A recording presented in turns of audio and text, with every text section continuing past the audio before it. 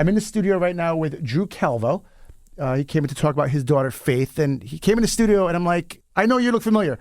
And he actually, when I went up on the billboard last year, he was up there with his daughter, Faith. Right. We had Faith who took the ride up when they launched me up onto my billboard the very first day of the Radiothon. And thank you for coming in. Oh, thanks for having me. I really appreciate it. I know you're a busy guy. You have a lot going on in your world, and you took the time to sit down and talk with me a little bit. Faith, I remember she was a beautiful girl. Nothing fazed her. No. I remember we took that ride up in the ladder of the fire truck, and we went for a ride. We went higher than the billboard at first, and she just kind of just looked around. That's her. She's tough as nails. I mean, she has really restored my faith, and pardon the pun, but restored my faith in understanding what kids go through and how tough they are and how, she's amazing. So she was diagnosed then really young. She was diagnosed actually at her 1-year checkup at the pediatrician. So when she was 1 year old, just a normal 1 year checkup. The doctor felt a lump in her abdomen that he felt was concerning, and he wanted us to get it checked out. When we got the MRI, the doctor came out, and I always tell this joke because of being a volunteer for so long. When you see the gas company run, at a fire, that things got to be pretty bad. Right. Well, when you see a doctor come out with a pale white face, Really? The news isn't good. And he came out and he told us that there's a large mass in her abdomen, and they believe the chances to be 80 to 100% that it was cancer.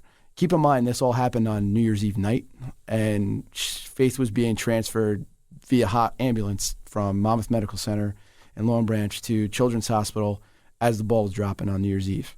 So it was definitely a trying moment. And then, my wife stayed with her in the hospital while I stayed with my son. And then the next morning I met her at the hospital, and doctors came in there, and we pretty much grilled them for 2 hours as far as what's going on, what are, the chances, what has to happen. And your world was turned upside down. Upside down, inside out, and backwards. What kind of cancer was she diagnosed with? She has or had neuroblastoma, which is a solid tumor that's typically in the area of her kidneys. The tumor was probably about the size of my fist, and she at the time was maybe 15 pounds. So, the fist, I guess, would say... Take up half her stomach. At least. And she had 5 rounds of chemotherapy, and then on the 6th round of chemotherapy was actually considered to be a stem cell transplant. So not this past summer, but the summer prior to the time we first met, she was in the hospital from June until the end of July going through a stem cell transplant, and that would technically be her 6th round of chemotherapy. Everything went well. She got out almost on record time. She proved the docs that she was as tough as I say she is, and we got home. We were home for about 2 weeks, and at that point her immune system's like bottom of the barrel low, so we had to make sure we were careful with where she was going to go and who she saw and things of that nature, and then she was going to start radiation.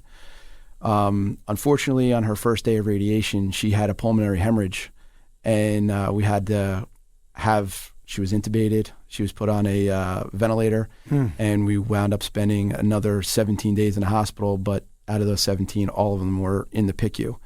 And they told us that we weren't sure if we were going to get her back and bring her home. So, but again... these heroes come out of the shadows, and the Children's Hospital PICU team just worked their magic, and everything they said was going to happen happened, and she came home 17 days later, and it was just amazing. Everything that we just talked about right now, we have not once mentioned Ocean of Love. And that's okay, because usually we talk about Ocean of Love immediately. But that's actually okay, because everything that you just said, how just frantic and how dire and how urgent everything was. Imagine Ocean of Love wasn't even around for any of that. Well, I got to tell you, with Ocean of Love, what they do is you figure when you get told this information, your life is turned so upside down. You forget the normal things. You forget about other siblings sometimes. You forget about holidays. You forget about birthdays. You forget about where's the money coming from to pay the bills, going to work, paying for gas to get back and forth, and figure from Toms River to Philadelphia, that's a lot of gas. And at that time, gas was $4 a gallon. And they just started, all right, what do you need? And, you don't know at that point really what you need, but they just said, okay, well, here's this for gas. And how many children do you have? Well, we have another son, and he's a little older. And they're like, okay, well, does he need anything for school? Does he need anybody to hang out with? Does he need a babysitter? Do you want him to talk to another family that has had children that have gone through the same thing he's going through. And they literally just take out all of the everyday things that you're not even worrying about, considering, thinking about, and they just fill in the blanks. They're just amazing, amazing people. And, whatever my family can do to pay it forward, we're right there for them. I couldn't possibly imagine how to do it on your own. Thankfully, between the people from Ocean of Love, our friends and family, emergency services that I'm involved with Tom's River, and even, my guys from Piscataway, we're probably the luckiest family alive. I mean, there's no way you can do this by yourself. Absolutely none. And I don't even know how to put it into words besides that. No, you're doing great. We're lucky. Anything specific, though, that really just hammers home of like what they're all about? When they would just call and say, okay, how's she doing? And it was like they knew her schedule. They would call and be like, okay, we wish you luck today on the tests or this treatment round. Let us know when you get out and if there's anything you can do.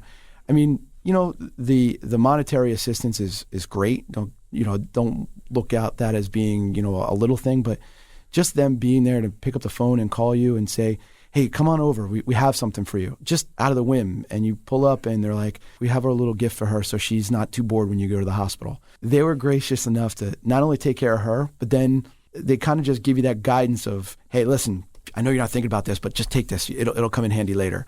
We're talking with Drew Calvo. He's here in the studio. We're talking about his beautiful daughter, Faith. And I'm glad that she's doing better and that her tests are coming back clean. And we're telling the story of what Ocean of Love means and why it is so important that we raise this money. What would it be like if Ocean of Love didn't exist? We probably would have had an even harder time. I mean, like I mentioned to you before with regards to the holidays, there was really not much time for us to get out and even make sure that Santa Claus brought the things for our children that Santa Claus is supposed to bring. Sure. For them to be able to help us on that end of it, I can tell you right now, I'd be in a much different financial situation if they weren't there to help us with the gas cards and, the food. And to tell you the truth, having the contacts, meeting the other families, just being able to speak with other families that are going through and get what we're going through and understand, you talk to another family that you might have a child with in school and you say to them, oh, my daughter had cancer. The first thing they say is, oh, I'm so sorry. And I appreciate that. I respect that. But they don't understand what it's like to sit there next to her when she's unable to keep food down. Or they say to you, listen, we're going to change her treatment plan from intermediate risk to high risk, or they're going to put her in the PICU and say, listen, we're not sure she's going to make it this weekend. There's a whole level of emotions that I can't even begin to explain to you, from the time that you get told she's diagnosed to the time you're waiting to go and start chemotherapy and the hard times that she's going to go through, to the time she's going to lose her hair, to the time that they're going to remove what's left of the cancer, if they can even do that. And now that they're saying she doesn't have cancer right now, there's another level of emotion, the guilt. Why is my daughter so lucky? Why is my family so lucky when there's other families that aren't as lucky as we are? And then there's the last part is when's it going to come back? Is it going to come back? And is it going to come back madder than it was the first time? So. But then you talk to the folks at Ocean of Love, and every time you talk to them, they have a smile on their face. And they're like, we got this. Don't worry about it. We'll get you through this. And, how else can we help? And want to come to the Christmas party? And things like that. So they take your mind off that stuff, and they help you handle those emotions, and they help you kind of translate those emotions into better things, like what I'm getting to do right now and help them the way they helped me.